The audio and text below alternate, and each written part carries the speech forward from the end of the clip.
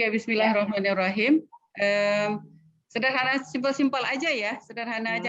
Keren, tapi Peter Drucker keren. Oke, ada dua yang saya suka nih. Jadi kalau kita lihat perubahan individu ya, perubahan individu ada yang ingin merubah dirinya ya, atau ada istilah, saya rasa istilah psikologi awakening moment gitu ya. Ya. Lama kerja gitu, rasanya saya udah nggak pas lagi kerja, saya mau ingin venture kepada sesuatu. Atau ibu rumah tangga gitu ya, anak-anak udah besar, saya mau dagang gitu, orang tua bisnis gitu. Jadi ada awakening moment, sehingga ada semacam apa istilahnya keberanian ya, ada keberanian. Tapi katanya kata Ipo, saya rasa semua kenal Ipo ya, anak muda sangat berani. Memulai perlu keberanian, tapi membesarkannya perlu ilmu gitu ya. Ya maka itu kita harus terus belajar dengan knowledge management ya, memanage knowledge kita sendiri. Jadi kita tahu ilmu apa yang kita sudah punya, kita tahu di mana kekurangan kita tahu bagaimana menambah ilmu pengetahuan kita. Salah satunya forum inilah ya. Nah, kemudian satu lagi Peter Drucker bilang ya, manage yourself before manage others. Jadi coba nih kita disiplinkan diri kita sebelum kita disiplinkan orang lain gitu. Kita melatih diri kita dulu gitu ya. Kita sebelum kita meng-hire orang lain istilahnya begitu. Nah, saya ngelihatnya bukan pada sisi normatifnya tetapi pada sisi opposite-nya. Kalau kita lihat banyak orang yang berusaha tapi banyak yang gagal. Nah, dari penelitian dikatakan bahwa hampir 80% gagal dan rata-rata orang ngambilnya penelitian itu 5 tahun. Saya juga ngerasain begitu ketika saya launch satu produk baru gitu ya. Walaupun kita sudah ada platformnya, kita keluarkan suatu produk baru, katakanlah misalnya apa produk baru? Contohnya misalnya lampu gitu ya. Dulu kan saya jualnya tempat tidur, meja makan, saya nggak pernah jual lampu. Karena lampu ini satu produk yang banyak multidimensinya, artinya ada electrical problemnya, ada technical problem di lapangannya. Kita mau orang beli lampu kita terus nggak bisa hidup Bu, gimana caranya? Gitu kan repot tuh. Berarti yang kan beli Uni, yang beli bule makanya yang beli bule jadi cerewet. Aduh, kalau apalagi bulenya apa itu Jerman itu terus kita aduh, meteran kita aja dia nggak percaya, dia bawa meterannya sendiri. Nah, jadi kalau ketika kita launch satu produk, katakanlah kita saya mau coba nih jual lampu gitu. Tentu kita harus launch paling tidak kita tawarkan 5 atau 10 desain gitu ya. Dari pengalaman yang ada memang tahun pertama orang ngeliat, oh ya kamu jual lampu juga ya sekarang ya. Nanti kalau saya bangun rumah nanti saya balik lagi ke kamu deh gitu. Nah itu udah satu poin itu. Tapi kapan dia beli rumah, kapan dia renovasi rumah, mungkin 3 tahun lagi, 4 tahun lagi, kita nggak tahu. Tapi at least dia tahu bahwa kita jualan sesuatu gitu. Kita ada offer satu produk tertentu. Jadi memang rata-rata memang hampir 5 tahun. Dari produk dari 5 atau 6 atau 10 yang kita tawarkan, yang jalannya cuma 1-2 gitu. At least paling tidak kita tahu bahwa ada respon, kemudian ada minat orang, kemudian kita juga melakukan kesalahan, ada failure of product, di situ kita belajar, sehingga kita lihat dari segi kurun waktunya, memang akhirnya 5 tahun cukup bagi kita untuk melihat boleh nggak kita masuk ke dalam produk ini atau ke dalam industri ini. Jadi kalau kita katakan penelitian 5 tahun ini benar gitu ya. Kalau dari pengalaman saya benar. Setelah 5 tahun kita bisa lihat dan memang 20% gitu. Ada yang bilang 30%, ada yang bilang 50%. Nah, sekarang kita lihat kenapa gitu. Apa masalahnya orang bisa gagal? Segitu banyak orang gagal gitu. Dari 1000 tahun kedua tinggal 800, tahun ketiga 560, tahun keempat katalah roughly ya 280. Tahun kelima tinggal 84 aja. Lah ngapain aja mereka? Kenapa mereka gagal? Nah, dilakukan penelitian lagi lebih dalam lagi disebabkan karena cash flow, uang kas yang kurang gitu. Ada dikatakan 82% penyebabnya adalah kekurangan uang kas. 42% di tahun kedua kurang lebih begitu karena produknya nggak diminati gitu. Di tahun pertama dia survive karena jual murah-murah gitu. Tapi memang produknya bukan dikatakan gagal, tapi ya nggak unggul tidak unggul begitu ya. Kemudian kompetitornya banyak, istilah kita yang kita istilah ekonomi you are going to the bloody red ocean gitu. Jadi kita berenang di Bloody Red Ocean. bloody red Cari ocean. Blue Ocean ya. Iya. Nah, ada juga yang di tahun ketiga dia bisa bertahan tahun ketiga lagi-lagi kekurangan uang kas gitu. Nah, ke tahun keempat rata-rata setelah 2 tahun 3 tahun biasanya ini ya pecah kongsi istilahnya kalau orang Malaysia bilang. Pecah kongsi ini tadinya apa namanya kita ada beberapa tim, kemudian timnya pecah, yang satu nggak percaya, yang satu begini. Ini satu topik sendiri ini, satu topik yang cukup dalam ini apa namanya bahwa dengan siapa kita berfungsi, dengan siapa kita joint venture gitu, dengan siapa yang paling mudah kita joint venture sehingga kita tidak terjadi gagal dalam membangun usaha karena saling tidak percaya atau masing-masing keluar menjalani hidupnya masing-masing, usahanya masing-masing. Nah, paling terakhir out competed. Jadi out competed ini adalah produk kita ini memang bisa di pasaran, tetapi ada yang bom bunuh diri gitu istilahnya. Ada orang yang mau matiin produk kita. Kenapa? Katakanlah modal kita 5 gitu ya, kita harus jual 10 atau 6 atau 7 lah supaya kita ada lebihnya. Ternyata ada yang berani, walaupun modal dia 5, dia berani jual 2. Sampai kita mati nanti baru dia masuk gitu. Nah, kita harus ada cara, ya harus ada cara supaya kita tidak out competed bagi orang lain gitu. Jadi itu satu diskusi sendiri nih. Tapi saya lebih senang, bukan lebih senang ya, saya fokus karena waktu kita pendek ya. Kita diskusi untuk ininya dulu deh, untuk nanti don't have the right team bisa pas kita bahas skala grup ya, kita bahas lagi. Iya, jadi saya lebih cenderung kepada cash aja dulu. Ya, bagaimana kita supaya kita tidak cash, karena cash ini memang puncak utama ya. Nah, kalau kita lihat di dalam kita berusaha, kita lihat ada persiapan awal, kemudian baru kita masuk ke dalam 5 tahun itu gitu. Kita mau belajar berenang nih, persiapan awal kita apa? Beli baju renang, cari kolam renangnya, yang perempuan sama perempuan, kemudian udah ada baju renangnya, udah duduk di dalam kolam renang kan nggak mungkin kita kecebur. Pasti kita tes water dulu nih dalamnya berapa dan segala macam ya kan.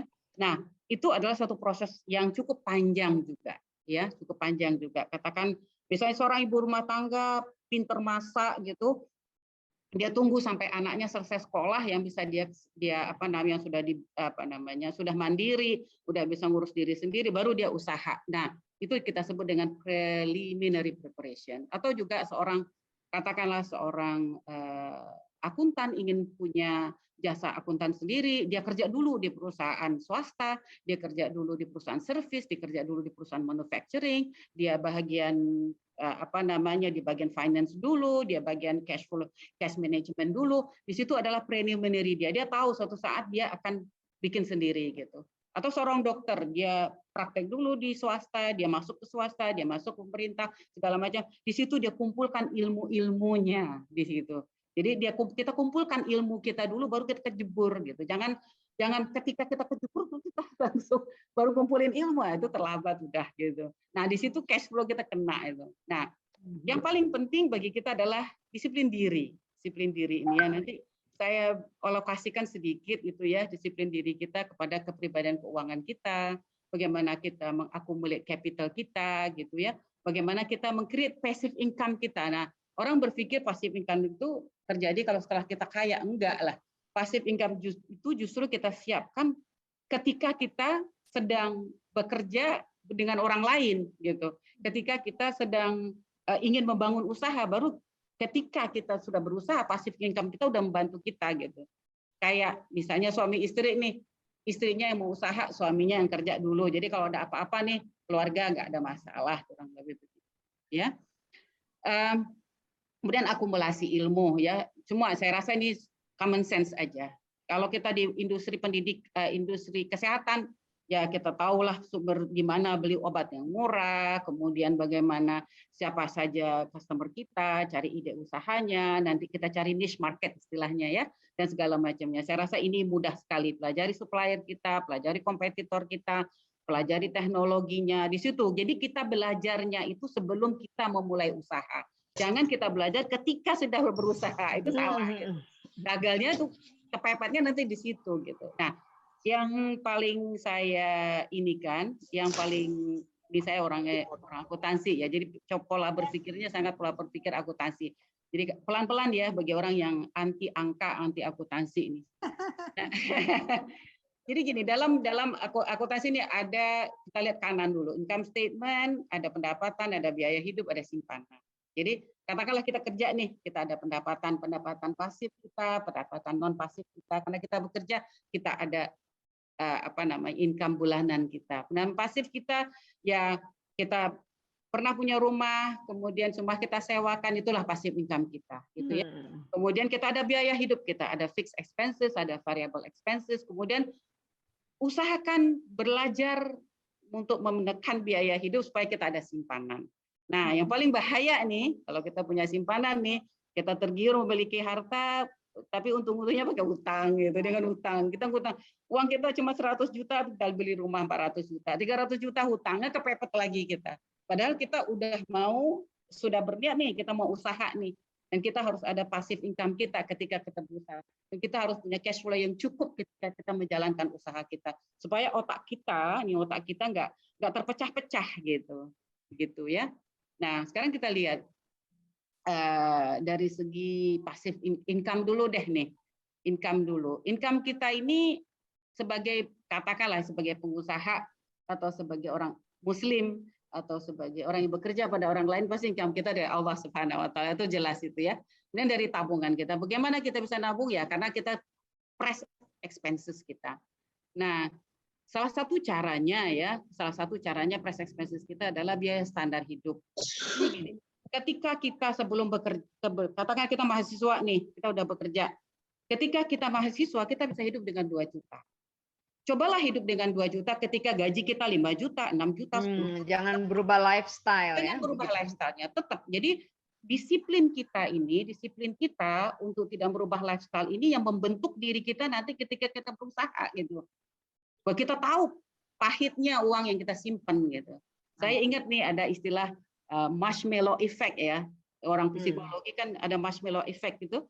Jadi ada anak kecil ditaruh di satu ruangan, 3 anak iya. Kamera tersembunyi. Dikasih kamera tersembunyi, dikasih dia permen atau coklat gitu. Nanti kalau saya balik lagi, coklatnya kamu belum makan, saya kasih 1 lagi nih gitu. Jadi ada anak yang nggak tahan tuh langsung dimakan ya hajarnya. Tapi ada anak yang tahan gitu, dia tunggu sampai ada orang datang lagi yang ngasih 1 lagi karena dia janjiin kalau saya nggak makan di coklat saya dapat 2. Nah, artinya apa? Kita menunda menikmati dengan kita bersusah-susah dari awal dulu, begitu, ya. Kemudian istilah tadi self discipline, Robert Kiyosaki tadi mengatakan bahwa kalau you memang bisa hidup 2 juta, hidup 2 juta, gitu. Jangan sampai you lebih dari itu, karena you tahu bahwa dalam kurun waktu 10 tahun lagi, 5 tahun lagi, you akan perlukan uang ini, dana ini untuk liquid ketika selama 5 tahun. Kita ingat ya. Kalau kita berusaha 5 tahun, jangan berpikir bahwa kita akan untung di tahun kedua, tahun ketiga, enggak gitu. Itu cash flow outflow terus tuh tahun ke-4, tahun ke-5, tahun ke-6. Tapi saya enggak nakut-nakutin ya, tapi ini benar gitu. Cuman ada cara-caranya kita bisa mengatasi persoalan tersebut ketika kita punya karakter, ketika kita punya iman gitu. Ya. Tapi kalau karakter kita udah hidup hedon gitu ya, belum apa-apa udah jalan-jalan, belum apa-apa udah konsumsi ini, belum apa-apa sekali berdiri 20 juta, 50 juta, sepatunya 2 juta, tasnya 10 juta, belum ininya, belum itunya, itu udah nggak bisa tuh. Apalagi kalau ada teman kita yang ngajak kita nih, kita tahu nih mobilnya ini, kita tahu mobilnya itu, kita tahu pendapatan itu, ngajak bisnis dengan kita, wah ini nggak bisa. Cara dia expenses dirinya aja udah nggak masuk ke dalam kalkulasi bisnis saya gitu, bisnis gitu. Atau ada misalnya seorang agent ya, pada insurance agent itu datang dengan glamournya, kita mikir wow kaya banget ini orang. Jadi kita sensitivitas kita terhadap sikap orang, lifestyle orang jadi akan jadi berubah gitu. Sehingga kita menjadi agak sedikit ya menjadi agak rada pelit gitu ya. Pelit dalam artian bahwa segala sesuatu itu menjadi dihitung gitu. Tapi ada caranya untuk kita kembali kepada pergaulan yang fleksibel, yang enak gitu ya. Nah, balik lagi kita kepada sumber tadi. Jadi ketika kita memulai usaha ya tentu kita minta kepada Allah Subhanahu wa taala. Ketika kita mempres itu biaya hidup kita berarti kita punya tabungan. Nah, bisa saja kita sumber usaha kita dari warisan orang tua. Tetap walaupun dari warisan orang tua, kita tetap harus tadi regulation tadi, hiduplah pada basicnya. Nah, kapan dong saya bisa nikmatin setelah 10 tahun saya jalan kerja nih, tiap hari saya keluar, saya udah punya tabungan nih, masa saya nggak boleh dong jalan-jalan ke Turki gitu? Teman-teman udah, masa nggak boleh sih? Boleh. Caranya gimana? Misalnya, ketika kita sudah punya tabungan, kita nyimpan, kan kita mikir nih, nyimpannya dalam bentuk apa? Dalam bentuk cash, dalam bentuk rumah, dalam bentuk apa? Tentunya kita akan belajar dulu cara menyimpan. Nah, itu lagi-lagi ilmu nih. Gue punya uang 20 juta nih, gue punya uang 50 juta, mau diapain ya? Mau simpan di mana ya? Pasti kita cari caranya yang efisien, yang halal, yang diridhoi Allah. Nah, kalau bagi saya ini kalau ilmu-ilmu, kalau kita lihat ilmu-ilmu yang di YouTube itu how to manage your cash flow dan segala macamnya, itu banyak ilmu yang simpan di stock market, simpan di bank, cek interestnya, itu nggak halal semua bagi kita. Agak repot, bukan agak repot ya, memang kita suatu hal yang memang dilarang oleh Allah dan kita harus mencari cara-cara yang lain. Salah satunya misalnya adalah nyimpan di dalam bentuk emas gitu ya. Jadi saya dengan ada teman saya yang betul-betul sangat orientasi emas. Dia bilang, yuk 10 tahun yang lalu gue beli emas yuk gitu ya. Sekarang ini emas ini uangnya ini gitu, keuntungan emas ini gue udah bisa pergi haji gitu, duit basic gue nggak hilang gitu. Oh ya, tapi 10 tahun yang lalu gue udah naruh duit di Kemenak untuk naik haji, uang gue nggak berubah, barang gue harus nombokin dia bilang. Jadi kurang lebih begitulah istilahnya. Nah, terus kita beli katakanlah 5 gram, 10 gram, 10 gram, 10 gram. Setelah 10 tahun atau setelah 5 tahun kita jual, ada untungnya. Untungnya itu boleh kita cubit, tapi basicnya jangan gitu. Untungnya itulah kita bisa nikmati. Jadi untungnya itulah kita bisa jalan-jalan. Jangan dipakai pokoknya ya, uang pokoknya itu jangan dipakai. Jangan dipegang untouchable. Itu melatih diri kita nih, melatih diri untuk tidak hedon, melatih diri kita untuk menahan begitu ya. Nah, salah satu lagi yang saya ingin sekali untuk kita sebagai masyarakat Islam yang banyak orang, terutama sekali orang Indonesia, belajar dari orang Chinese gitu. Orang Chinese ini gini, kalau ada keluarganya yang dagang, mereka sokong tuh. Mereka sokong. Tapi kalau kita ada yang dagang, lu dagang sekarang dapat diskon dong gue, gitu loh. Kok justru mereka baru berdagang kita minta diskon, kesian gitu. Kultur yang betul-betul mematahkan semangat orang-orang gitu. Itu tadi orang Chinese katanya bedanya gini Uni Ayu, orang Chinese usahanya udah besar tapi handphonenya masih jelek. Nah orang Melayu katanya usahanya belum gede, handphonenya udah yang terbaru. Karena begini, kalau orang kita nganggapnya nanti gue nggak dibilang ini dong, gue nggak dibilang bonafit, nggak bonafit dong. Nah, kata siapa dulu gitu? Bonafit itu kata atau komunitas sosialitanya dia. Tapi kalau dia masuk ke komunitas bisnis, otak kita udah otak bisnis semua. Lu handphone lu aja sekian, mobil lu sekian, utang lu sekian, nggak bisa nih gitu loh. Kita bisa baca nih. Ini orang rumahnya segede gini, kerjaannya cuma gini, dari mana ya utangnya? Walaupun kita makainya otak kiri kita, tetapi otak kiri kita membuat kita menjadi sangat sangat pragmatis dalam bekerja gitu ya, dalam berusaha gitu ya. Nauzubillah, kita nggak boleh berpikir negatif kepada orang, suuzon ya pada orang lain, tetapi di dalam kita berusaha dalam dunia bisnis, itulah kartu kita, jangan supaya kita nggak dibohongin orang membohongi kita dan segala macamnya. Nah saya ngelihat sebenarnya crowdfunding itu ada gitu, bisa kita ciptakan suasana crowdfunding itu di dalam di dalam masyarakat kita. Katakanlah grup ini kita ada 110 orang dalam grup ini. Misalnya katakanlah anak-anaknya Bu Helda atau anak-anak Bu Yuni atau anaknya Bapak Kusnadi misalnya punya selama beberapa puluh tahun dia udah nabung dan segala macam, udah dicek profilnya, udah dicek model bisnisnya, udah dicek karakternya segala macam. Yuk kita sama-sama yuk 50.000 satu orang, 100.000 satu orang yuk gitu. Kita urunan yuk dapat dia 500 juta. Bisa dong dia jalan usahanya. Gitu loh. Jadi crowdfunding ini yang kita harus create-kan di dalam society kita. Kemudian mentalitas kita minta diskon kepada saudara kita itu yang kita harusnya kalau dia jual 10.000 nih gua beli nih 20.000 biar lu sukses gitu loh. Jadi harusnya mentalitas kita sebagai komunitas yang kita harus rubah sedikit gitu. Itu untuk dari segi sumber. Jadi dari segi biaya tadi saya katakan tadi ya, biaya hidup standar, jangan pakai kredit card. Kalau boleh jangan kredit card. Kredit card hanya untuk kemudahan bisnis aja. Jangan coba-coba gua punya apa itu? Punya dompet itu 10 kredit card-nya. Udah kalau saya ketemu teman 10 kredit card ya udah untuk teman-teman ngopi aja. Enggak bisa untuk bisnis ini.